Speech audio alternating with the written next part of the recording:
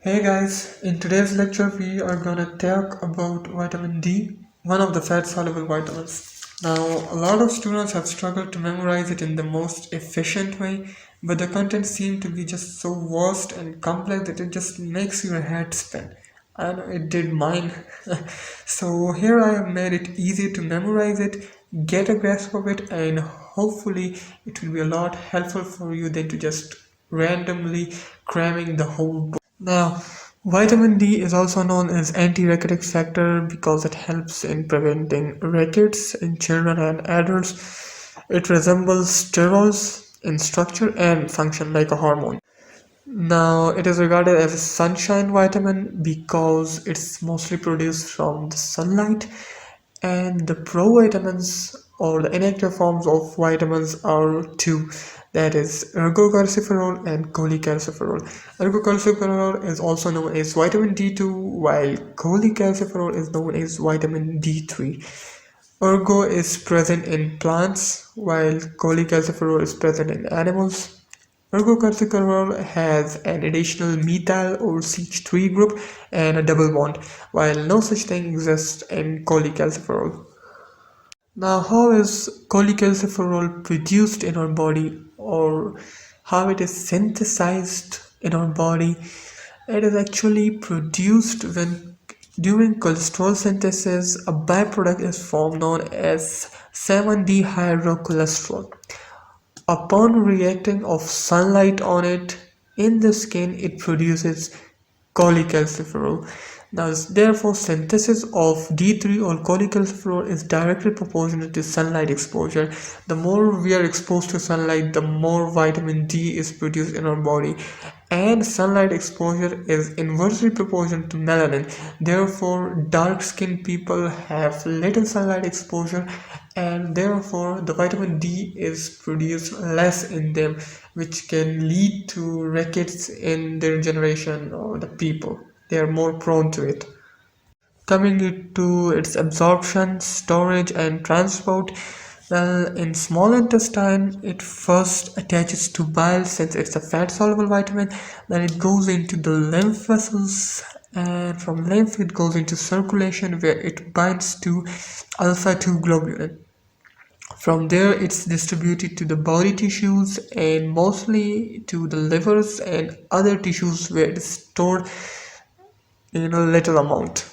Then it's distributed to the body tissues and to storage tissue where mostly it is stored in liver and a little bit of it is stored in other tissues.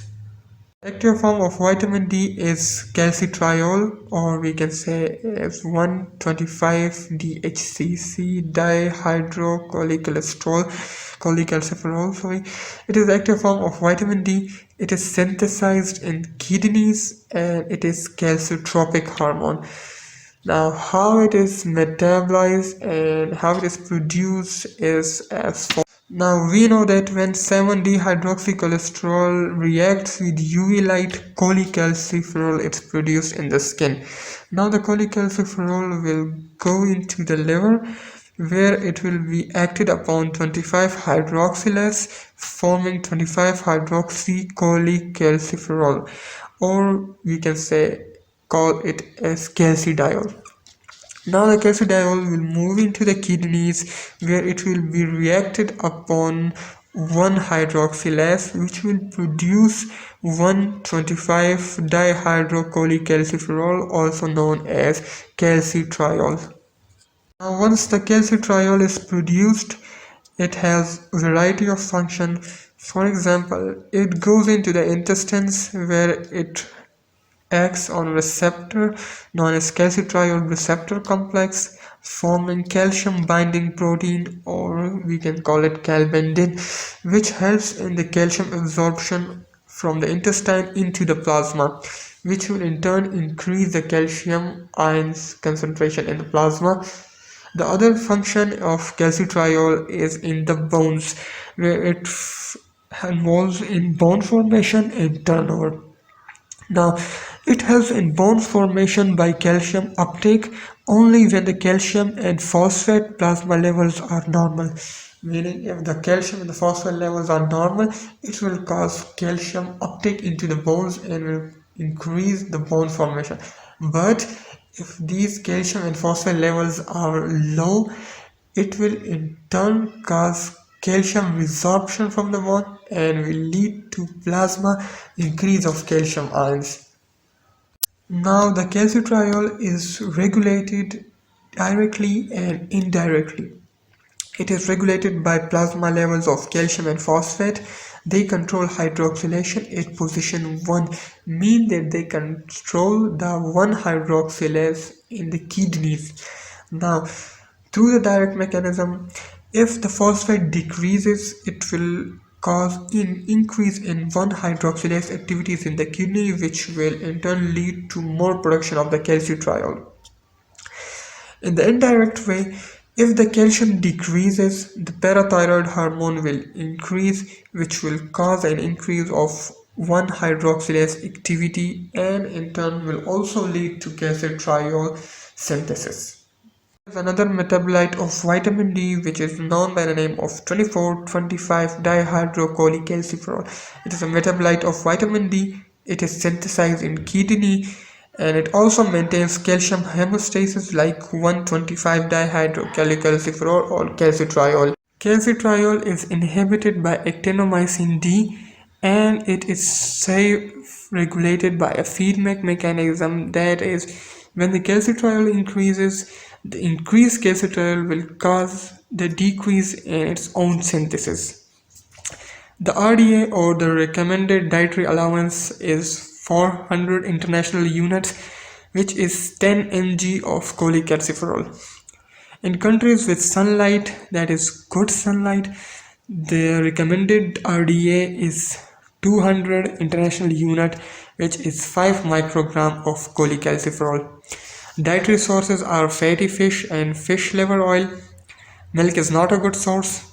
By irradiating foods like yeast that contains precursors of vitamin D and fortified food, milk, butter, etc. Now, the deficiency in strict vegetarians, chronic alcoholic, liver and kidney disease, fat malabsorption syndrome. In these conditions, the deficiency of vitamin D can occur. Anything that can disrupt the calcitriol formation will lead to vitamin deficiency. For example, in strict vegetarians, we do not get enough vitamins, enough vitamin D from the rich source of vitamin D to form calcitriol. In chronic alcoholics, liver damage occurs. Due to liver damage, the calcitriol formation is disrupted. Same goes for the kidney disease and liver diseases.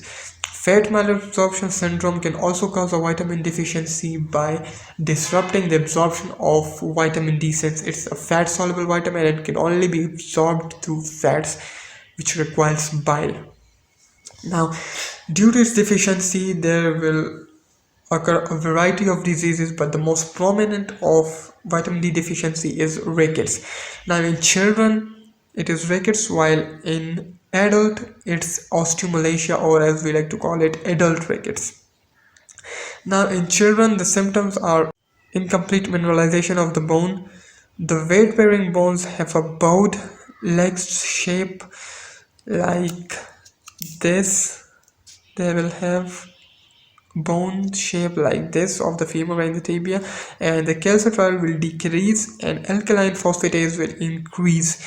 This increase in alkaline phosphatase is a futile attempt by liver for bone formation, while the osteomalacia will result in demineralization of the bone. The major difference between rickets and adult rickets is that in rickets, incomplete mineralization of the bone occur, while in osteomalacia, demineralization of the already mineralized bone occur. Now, how to diagnose these deficiency? Well, for starters, you have to estimate the plasma levels of 25-OHD3, which is also known as calcidiol, and the normal range is 30 to 40 nanogram per milliliter. Now, there's also another disease due to deficiency of vitamin D, which is known as renal rickets. It is known as renal osteodystrophy, which is seen in chronic renal failure due to decrease of synthesis of calcitriol by the kidney. and it is treatable by administration of calcitriol.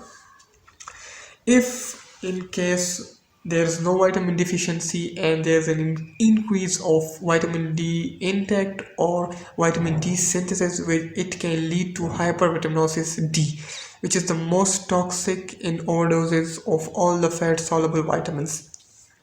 Overdose will occur if the uptake increases up to 10 to 100 times that of the recommended dietary allowance, which will result in the demineralization of the bone and increased absorption of calcium from intestine, leading to hypercalcemia and prolonged calcium deposition in soft tissues like kidneys and arteries, which will cause a variety of disruptions and complications to the person who is increased intake of vitamin D. Now, there are also some beneficial role of increased higher concentration, not as much as that of the 10 to 100 times doses, but a little bit of increase from that of the normal RDA can have some beneficial role in the body.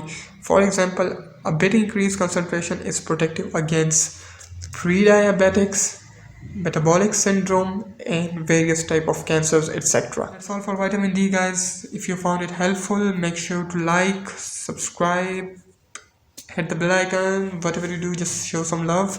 And if you have any question regarding this topic or any other vitamin deficiency, any topic that you find difficult in this medicine course, just let me know and I'll make a video on it and try to explain it as simple and as easier as anyone can.